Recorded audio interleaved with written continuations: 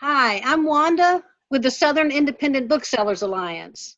This is exciting because normally we just work with booksellers, but now we have a chance to interact with you, our respective bookstores, communities, and customers.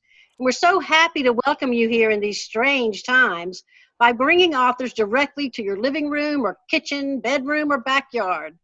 We hope that you support both the author and the bookstore by buying the book featured today. Welcome to our experiment on Zoom, Reader Meet Writer Okra Pick Edition, featuring Stephen Wright with his debut novel, The Coyotes of Carthage. It is our goal to help readers, writers, and booksellers through these unprecedented times. We hope to provide some entertainment, some distraction, and some retail therapy, all in the same hour. It is my fervent hope that you will dance with the one that brung you. And if you want this book or any other book, you will order it from the store that invited you. A little bit about how we are using Zoom today. All of you have been muted upon arrival and will remain muted throughout this event. Use the chat function to communicate with us.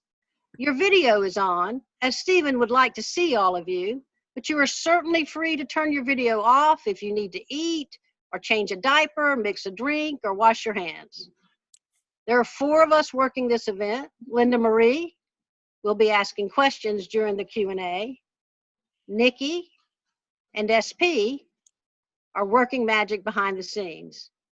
Please post your questions to the chat function at the bottom of the screen. When you do post a question, also include your local bookstore for a shout out. Finally, you may be having trouble seeing, hearing, or other technical difficulties. You will hear from someone who will assist you. So sit back, relax, and let someone else take the wheel, if only for a while. Here's what Wiley Cash had to say about Stephen Wright's The Coyotes of Carthage. This is a novel steeped in atmosphere and laced with menace. It's a political potboiler masking as a buddy drama. A treatise on race and class packaged as a fish out of water tale. Wright's novel is what so few novels are, a page turner with a conscience, a burner of a read with something to say. If House of Cards and True Detective made a novel, it would be Coyotes of Carthage. It's a great novel and one hell of a debut. And I say I have to agree with that. I finished the book today, and it has just stayed on my mind. It takes place in South Carolina, which is where I live, and it made it particularly interesting to think about all the political machinations and shenanigans that must go on all across this country. Stephen Wright is a clinical associate professor at the University of Wisconsin-Madison Law School, where he co-directs the Wisconsin Innocence Project. From 2007 to 2012, he served as a trial attorney in the voting section of the United States Department of Justice. He has written numerous essays about race, criminal justice, and election law for the New York Review of Books. Stephen, how are you? I'm doing fine, and thank you for that very warm introduction. I'd also like to thank everyone for joining us. My name is Stephen Wright, and I am the author of The Coyotes of Carthage. I'm also currently the co-director of the Wisconsin Innocence Project, which, as you might know, is a program at the University of Wisconsin-Madison Law School. The Wisconsin Innocence Project investigates and litigates claims by incarcerated individuals who are serving serious time for serious crimes that they did not commit. Most of our clients are poor. Most of our clients are uneducated. All of our clients are desperate for our help. Before joining the Innocence Project, I was a trial attorney in the voting section of the United States Department of Justice. The voting section, as you may know, enforces a host of civil rights statutes, including the Voting Rights Act of 1965. I specialized in cases throughout the South with an emphasis on Louisiana and Texas. Our cases often generated national controversy in large part because our cases sat at the intersection of race and politics. Our cases forced communities to reckon with their past and to have very difficult conversations about their future. So I wanted to write a novel that bridged those two experiences, my voting rights experience and my criminal justice experience. I wanted to write a novel that represented communities and characters and combinations of communities and characters that I had met on my journey, and people and places that I didn't see too often represented in serious fiction. I also wanted to talk a little bit about how important and fragile our democracy can be, especially on the local level. 6 months ago when we started to promote the book and I had the opportunity to talk to organizations like SEBA, I would often highlight how we elect judges and sheriffs and prosecutors and how the elections of those local office holders influence criminal justice in our communities. But these past few weeks, I've actually become more fascinated by how local actors influence health policy and how these actors have responded to the pandemic. So if you'll bear with me just for a minute, I want to start with a picture. Um,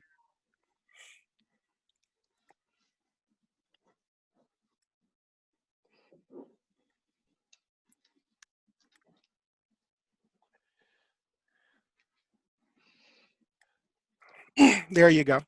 What you're looking at is a picture of a beach. This picture went viral around March 28th. And actually what you're seeing is the county line. On the south part of the picture, you'll see an empty beach. That is Duval County in northeast Florida. On the other side is a different county, St. Johns County. St. Johns decided to stay open for a very long time during the pandemic.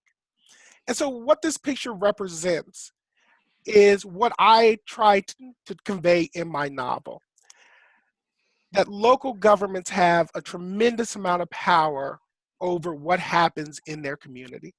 Now, as an aside, in case you're curious, yes, it's frustrating as a writer to spend 4.5 years and writing 80,000 words to convey a message that some jackass with a Twitter account and a phone was able to convey in 30 seconds. But the second point, and perhaps a more salient point, is this is more evidence that local elections matter. A day or two after seeing that picture, excuse me, the New York Times actually ran a story. And the story focused on a school district in California.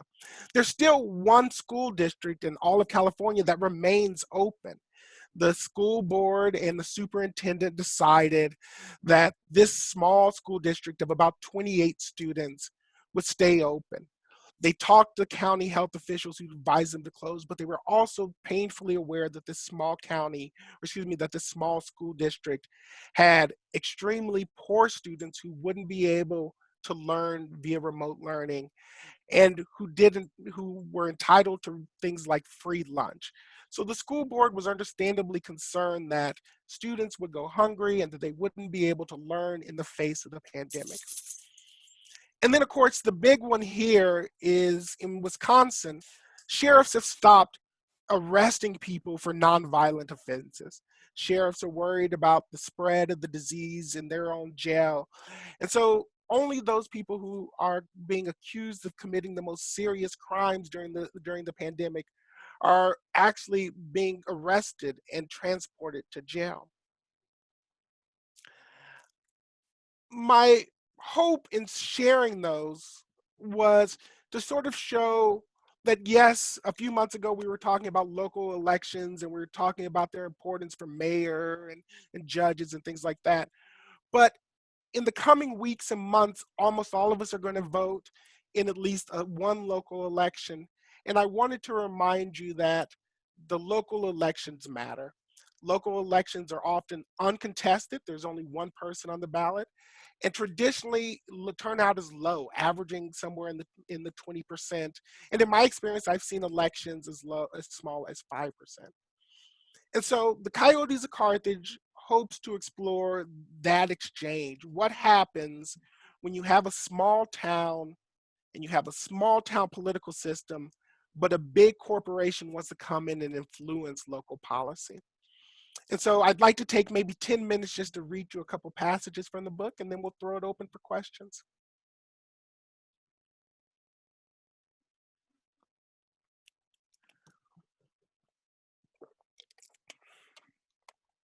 Andre marvels watching a kid, a stranger of maybe 16, pinch another wallet.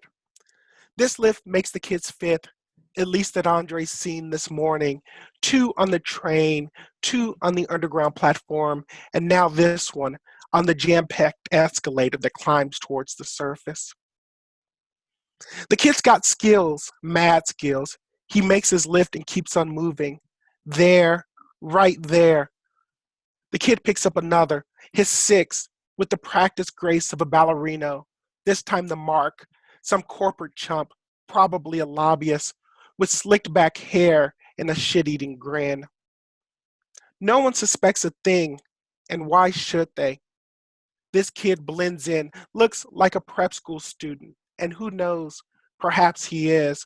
His aesthetic complete, with a book bag, khaki pants, and a dog-eared copy of the Tocqueville tucked beneath his arm. The kid reminds Andre of himself at that age, lean, hungry, steel eyes with smooth skin. But Andre concedes that he never possessed this kid's talent. Above ground, the kid disappears into the big city bus when Andre thinks, good for you, little man, go in peace. For sure, the kid has plenty of places to hide. Northwest this morning is a mess, snowy, busy, noisy, the perfect urban jungle in which to flee. Andre works around the corner, and a lifetime ago, his family made a home inside a boarded up rat hole 6 blocks over. Andre has, in fact, lived in the district his entire life, 35 years save a stint across the river, 2 years in juvie for a grift gone bad on a nearby street. 17 years ago, when he left Kitty Correctional, he never imagined he'd work on K Street, or that he'd own a walk-in closet full of 3-piece suits. And the sudden realization that he might lose it all cuts like shards of glass crushed into the lining of his stomach. He trudges a path through wet snow. Last night's blizzard has caused panic in DC. The streets, slick with black ice, proved too difficult for all but yellow cabs. He wishes he'd taken a different route, perhaps down L Street, where hobos toss dice and the high rises don't funnel the cold. He's tired of freezing winters, tired of cold that blisters his fingertips, tired of crowds and congestion and construction. If he loses his job today, and he's pretty sure he will, he'll move across country, someplace with palm trees, someplace where no one bothers to vote. On the corner, a homeless man sits atop a grate, his fist punching a peg leg that peeks from beneath his blanket. The man howls, frustrated that no one will help a white veteran. Most folks ignore him. Some folks laugh. A doe-eyed blonde, maybe 19 or 20, drops coins into his tin cup. The man sifts the change, sorting nickels from pennies, then pitches the gift back into the blonde's face. Bitch, what the fuck am I supposed to do with 18 cents? The blonde, stunned and shamed, looks towards Andre, her wide eyes asking, what did I do wrong? Andre wants to shrug, to say the guy's an asshole, but he has a point. 3 nickels and 3 pennies? That won't even buy you ramen noodles. Instead, Andre furrows his brow, and in his most apologetic tone, the voice he knows comforts young women, says, my God, are you okay? He has no right to treat you that way. Should I call the cops? He knows the blonde will say no, and when she does, her humiliation vanishing, she smiles with the confidence of a fool assured by a complete stranger. Andre pops his suit collar, breathes warmth into his fist, takes pride that he hasn't lost his touch. Andre pushes forward, passing chain bakeries and trendy cafes, remembers when white folks feared walking down these streets. This morning, the tourists have flocked here, defying the cold, crowding the sidewalks, in search of apple spice muffins, pumpkin lattes, and silly trinkets like bobbleheads that double as proof of patriotism. He enters through brass revolving doors, finds custodians mopping footprints from the marble floor. He crosses the lobby, access card in hand, and rushes the turnstiles that separate him from the elevators. This is the test, he knows. If the turnstile fails to read his card, he's finished. So when the security light flashes green, allowing Andre to pass, he feels a moment's relief. He strolls towards the elevator, head held high, shoulders pinned back, the smoothest brother he can possibly be. The elevator doors open. The lights of the eighth floor lobby flicker, and Andre knows that this may be his last time stepping into the nerve center of Martin, Fitzpatrick, and DeVille. He sidesteps the receptionist, pursues the hall that leads towards his office. The path is a straight shot between the offices of other senior associates with their Ivy League degrees and inherited vacation homes. Halfway down the busy hall, he passes a glass enclosed conference room and casts a sideways glance inside. He recognizes a face. No, two faces. No, 3, 4, 5, 6, 7. Shit. Then he spots a poster board map of Indianapolis, and a heavy weight shifts inside his chest. He knows he'll be fired by the end of the day, but now he's pissed. For Christ's sake, he worked Indianapolis for 6 months, made media contacts, registered his political action committee, presented an electoral strategy that pleased the finicky billionaire client. He feels his anger spike, but resolves to play it cool, left hand slipped inside his pocket, a dash of swagger in his step. He knows they're watching him, judging him, sizing him up, and he will never, never let these white people see him sweat. In his office waits Fiona Fitzpatrick, the sole female founding partner. He appreciates that she's come in person to announce his fate. For nearly 17 years, she's been good to him, a second mother, the trusted mentor who shepherded his career. He has few regrets about his most recent campaign. His assignment was to form a political action committee that would get a governor elected, and that's precisely what he did. But he understands that his tactics may have brought shame upon the firm and quite possibly embarrassed the woman who has shown him nothing but kindness. The notion that he's complicated Mrs. Fitz's life, that he has somehow tarnished her reputation, that he may have betrayed her faith in him, these accusations burn the blood around his heart. He takes a deep breath, struggles to cool his rage. It is the same rage he felt at the peg-legged man, at his gleeful colleagues, at his decision to reassign Indianapolis. But if he's being honest, it's mostly the rage he feels towards himself. Miss Fitz, 70-something years old, her pantsuit the shade of red wine, wastes no time. She says, our internal polling had your candidate ahead by 12 points. 12 points!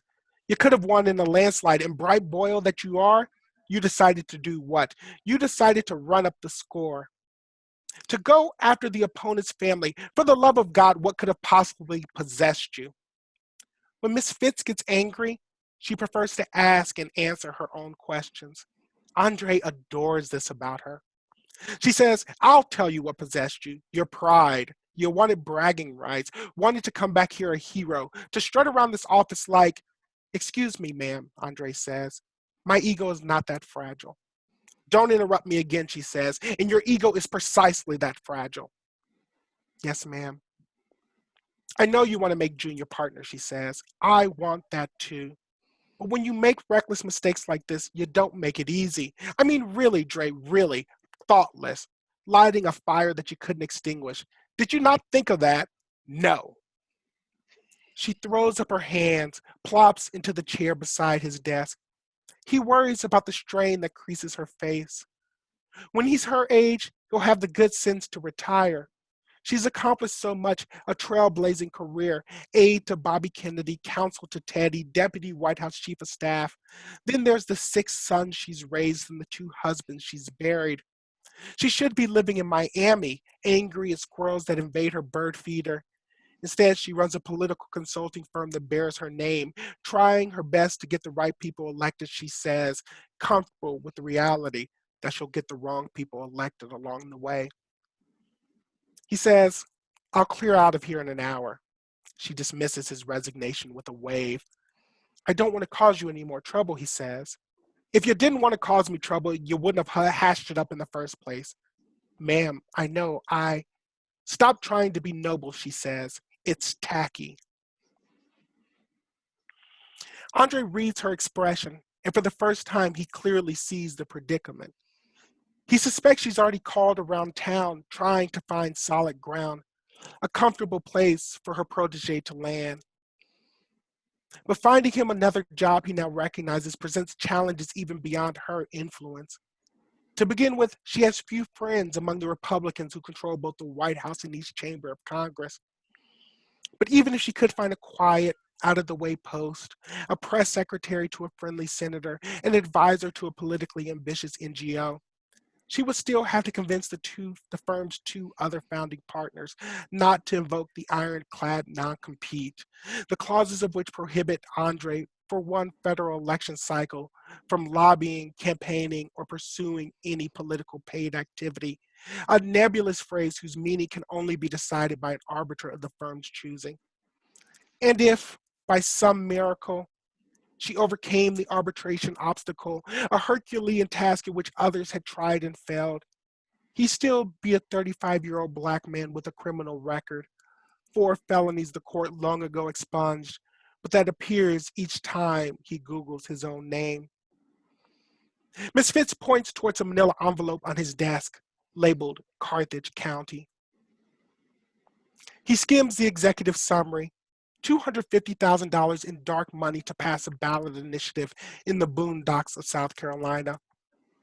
Secret corporate finance campaigns keep this firm afloat, but everything about this specific assignment is offensive.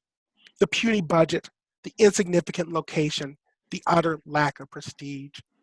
Worst of all, no bonus if he wins. And though he knows this assignment is beneath him, Andre will not be ungrateful. He realizes to save his career, his patron has had to horse trade, sacrificing something she valued to soothe the angst of others. So for her, he will not whine, he will not complain, he will not act like a homeless man too good for 18 cents. I think we're going to go to questions, but I want to again thank you all for attending. I want to thank Wanda and the entire team at SEBA. I know now is an exceptionally hard time for independent bookstores and people who love independent bookstores like everyone on here. I'm confident that, once this national trauma ends, we'll all be able to come back in bookstores because we'll want to talk about our experience and we'll want to learn from each other and learn from the people that we find in literature and the truth tellers that we find in nonfiction to help us through this time. So once again, thank you all.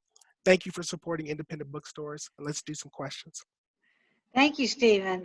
You're a great reader. I loved hearing that read. Thank you. I read it in the book where you wrote it, but hearing it was great. And it is time for questions. It's important that everyone stays muted. So when you write your question in the chat option, include your local store and we'll give them a shout out when we ask your question. Linda Marie, do we have a question for Stephen? We do. Nicole has 2 questions. First of all, she says, congratulations on your first book. Oh, thank you. And the first of her questions is, if there's time, what's something the average citizen can do or should know about voting rights? And her other question is, what originally brought you to the topic of voting rights? What are you most proud of in this book? And she's a fan of Ernest and Hadley bookstore in Tuscaloosa, Alabama. Yeah, so thank you for the question. I know it sometimes sounds overly simple, but the most important thing you can do is actually vote in all the elections. in local elections, turnout can be abysmal. A recent study estimated that the average local election, only 20% of people who are eligible to vote actually cast their ballot. So not only is it important for you to vote in your local election, it's important for you to encourage your friends to vote. And if you're able to do that, then you can bring about significant change in your community. Why I decided to write a book about small town politics. In some ways it was very practical. I left the United States Department of Justice to pursue an MFA program here at the University of Wisconsin-Madison. And I was wrapping up that time and I really wanted to write a novel. And so, the advice my friends and mentors gave me was, write a novel about something that that most people might not know very much about. So that's why I fell upon my experience in voting rights and criminal justice to form the narrative that eventually became the Coyotes of Carthage. Do we have another question, Linda Marie? The next question is from Lorian, a self-described bookaholic whose local bookstore is Horton's Books in Carrollton, Georgia. And Lorian asks, Stephen, what do you read for fun? That's a good question. There's something that happens, I think, sometimes when you become a writer where you don't actually read for fun anymore. You end up reading and you're reading great books by great writers and you're trying to figure out what you can steal. One of my favorite books of the past few years was Wolf Hall, which I really enjoyed, and I think they made it to a great television show. But I sort of just became obsessed with that book, and I became obsessed with his voice, and I became obsessed with the protagonist. And, I really think that book probably had a tremendous influence on this book. Wolf Hall sort of is a present tense narrative that follows an anti-hero. Now, granted, that book takes place during the reign of Henry VIII, and my book takes place during modern times. But my book, too, is a present tense narrative that follows an anti-hero. And so, that book in particular, I thought was smart and savvy, and it sort of struck a balance that I sort of strive to achieve. I'm teaching this semester. I teach both at the law school at the University of Wisconsin, and I also teach creative writing. And this semester, I'm teaching a class in creative writing on sci-fi and fantasy. And one of the things I love about the class is it's sort of self-selecting. Like the class is only full of sci-fi nerds. And so during the pandemic, we've had to go online, but the students share their books and they share their favorite books and graphic novels with such enthusiasm. So I've started to read a lot more of the books that they've recommended, and I'm enjoying them a lot. I have this question from Valerie, who's a customer of Bookworm in Powder Springs, Georgia. She says, "Hi, Mr. Wright. When I saw the title, I thought it was a reference to Hannibal, but I heard you reference it in your reading with the Innocence Project. Have you worked with Bryan Stevenson?" Yeah, so that's a great question. The name of the town actually shifted a lot over time. It's at one point it was just simply like, small county USA. And then I decided I was going to actually make a name for the town. And I didn't know what I did. And a friend just said, if it's going to be a big book about big ideas, you should probably borrow a name from some place that's sort of historically important.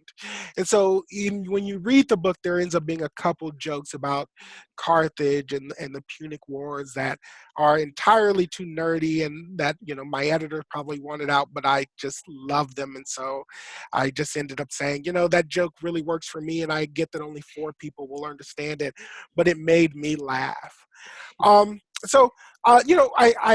had the opportunity to work with Bryan Stevenson's Institute. He does some amazing work, especially on cases involving juveniles who have been condemned to die in prison. These are individuals who who committed crimes when they were 13, 14, 15 and got life sentences. And he's really been a leader in the country in helping us better understand how to handle those type of cases, how you strike that balance between ensuring justice for victims and ensuring society is safe, but also being very cognizant that, 13, 14, 15-year-olds have a remarkable ability to change and to grow. And so we've been lucky at the University of Wisconsin to partner with him and his institute on a couple cases. Stephanie from Malaprops in Asheville, North Carolina asks, can you share your thoughts on voting access and potential voter suppression amid the pandemic? Yeah, it's, I worry about it a lot. One of the things that I think we'll be having a discussion about pretty soon is that even under the best circumstances, elections are terribly, terribly messy. One of the bigger things that sort of worries me is that, people move under normal circumstances. People fail to update their voter registration. People register at the last minute. And these type of mechanisms that we use to register people, they make a lot of sense under normal circumstances. But when I talk in particular to my students, they had to, most of them were registered to vote here in the county where the university is, but then they went back home. And so they may not be eligible to vote. They might not receive their ballot because of the pandemic. And so, there's your question asked about voter suppression, but in some ways, I think we're going to need to start having very difficult conversations just about a voter and election administration. How do we ensure that individuals who have been displaced by the pandemic still get the opportunity to vote? One of the great honors that I had is that I oversaw a lot of the Department of Justice's efforts in New Orleans post-Katrina. 2 or 3 years after the flood, after the storm, I was down there in the polling places watching, and I was sort of struck by how displaced and how everyday sort of voting that we take for granted had changed. I would see polling places where as many as 1 in 4 voters were turned away. You would see poll workers who would bend the rules for their neighbors. So people who might have to show ID, or people who, might have left. If they knew your neighbor and they knew you were a good person, they would just let you vote, even if it was contrary to the law. And so I think we're going to start seeing a lot more of those type of things as people start discussing whether we vote by mail or whether we have voting that's open in person. I think we're going to have a lot of conversations about what just are the best practices to ensure that you have an efficient election where people are confident in the mechanism and confident in the outcomes. Another viewer, Tiara, asks, how did the gold play a part in the mining of the book? That's a good question.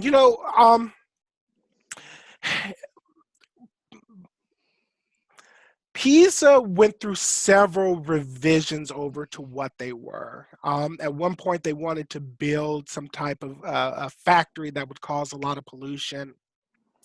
At other times, there was another phase where they were sort of mining precious minerals. I happened by chance to be reading the newspaper, and I learned that there are still gold rushes in this country, that there are still times where corporations will find gold in the hills, and that they will make their move to buy the land where the gold was found. Now, gold isn't found these days in like big nuggets like you think about when you think about the Yukon or the California gold rush, but gold is actually laced in some minerals, and so you can the mining companies are able to flush these rocks to actually purify them and get the gold out. And South Carolina actually had a gold rush about 10 years ago. And so, when you see something like that, it's like providence, right? You really think like God is looking out for you, because I was struggling to figure out what was the best thing to do with pizza. And then all of a sudden it was in a newspaper article and it just clicked. Leisha, who cites Sunrise Books in High Point, North Carolina, writes, the way you describe the scene you read, shows the hustle he shares with so many formerly incarcerated folks in our country. Are you working to impact the ability for people to re-enter and contribute to society without the continuous punishment they experience? That's a good question. And it is sometimes part of the more frustrating part of my job in the Innocence Project in particular. So I've been fortunate to be a part of 3 exonerations, Dan Scheidel, LaShawn Jackson, and Sam Hadaway.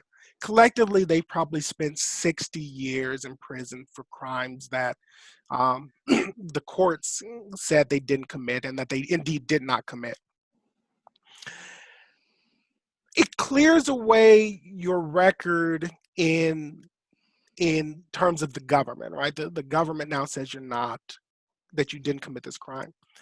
But all the material that remains online, the private databases that say, you were arrested for this homicide, that don't offer any type of context or understanding. If you Google so many of the exonerees around the country, oftentimes the first thing that shows up is their criminal arrest. It shows up, that they received a sentence. And, sometimes you have to Google click 3 or 4 pages before you get to the truth, which is, that a prosecutor and the courts and their lawyers say they didn't do it. And so it's often heartbreaking that, sometimes our clients struggle to find housing, they struggle to find jobs, because when someone just Googles their name, there's still these things out there saying they did these sort of terrible things. And so, even under the best of circumstances, there are continual problems about reentry. That's to say nothing of people who, of course, who did commit a crime and they served their time and that they have probably pursued opportunities for reform and that they remain labeled for the thing that they did. And so it's something that I think about a lot. It's something that I worry a lot about, and it's something that we talk a lot about with our students. But it is sometimes like pushing a boulder up a hill. Nancy, whose favorite bookstore is Copperfish Books in Punta Gorda, Florida, asks, are you worried about enough ballots being printed and getting the vote by mail out? Yeah, so part of the challenge there, as I'm sure you saw in the news, is that there's not even a consensus as to whether we should have vote by mail. And so when there's a fundamental dispute about, what is the way that we're going to actually hold an election, it's sometimes very difficult to make sure that you allocate the right amount of resources to do that. I'm hopeful that we'll all be able to visit polling places in November, but there's still a tremendous number of primaries and local races and races for governors and mayors and school boards. And these races, as I hope I persuaded you, are very, very important. And so, if we can't print enough ballots or there's mistakes in printing ballots, then there's a huge problem. I won't say the state, but when I was at the DOJ, I oversaw an election, and there's a federal law that ensures that there are backup mechanisms with paper ballots, that if someone shows up and their name isn't on the registration or there's some problem with the machines, someone can cast a provisional ballot. And federal law mandates that each state and each county has a certain number of provisional ballots in the actual polling place. And I was overseeing an election, and it was a special election, and there were a lot of administration problems. And the state had printed the ballots, but had forgot to mail them out. And so, all the ballots were all the provisional ballots, the backup ballots, were literally just in a warehouse in the state capitol, and they hadn't gone out.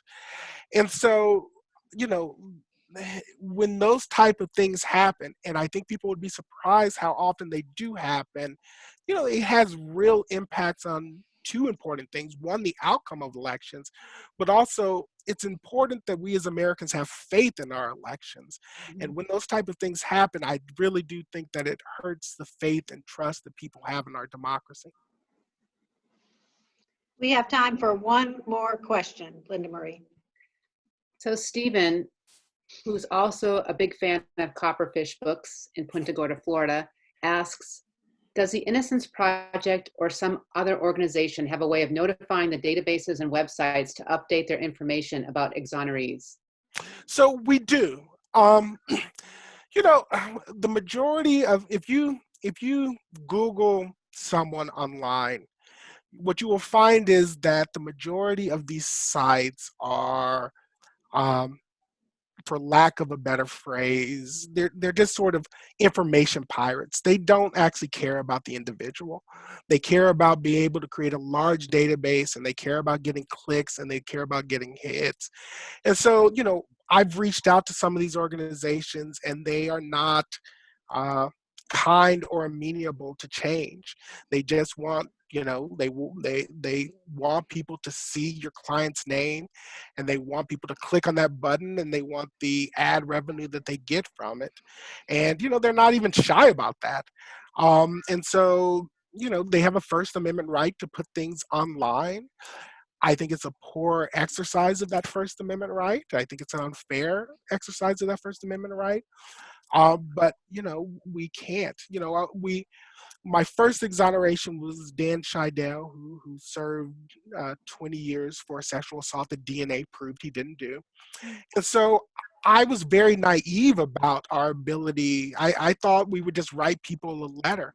And I remember one of the online profiles, one of those places like mugshots.com, they literally said they would remove it, but they wanted like $500 to do it. So, it's an entire industry of individuals and organizations that sort of profit off of having these databases, and they're not terribly concerned about their accuracy. Thank you. Stephen, what we would like to do is send you the questions that did not get answered via email and let you answer them for us, and we will send them out to the booksellers and put it in our Lady Banks newsletter for everybody to read those answers. Would that be acceptable to you? I'd love that. And I'm on Twitter, so if you have questions, feel free to hit me up on Twitter at Stephen H. Wright. I really appreciate when people enjoy the book and when they have questions and follow-ups. And I got time on my hands, so please feel free to send along your questions, but also to hit me up on Twitter. Perfect. Thank you. Thank you, Stephen, and thank you, everyone. This was wonderful. And if you enjoyed it as much as I did, please let your bookstore know. Order the book from them. We hope to be scheduling many authors, so please be in touch with your bookstore with any suggestions or ideas for how this could have been better for you. And order Stephen's book from them. Thanks to my team, Linda Marie, SP, and Nikki. This is Wanda, signing off.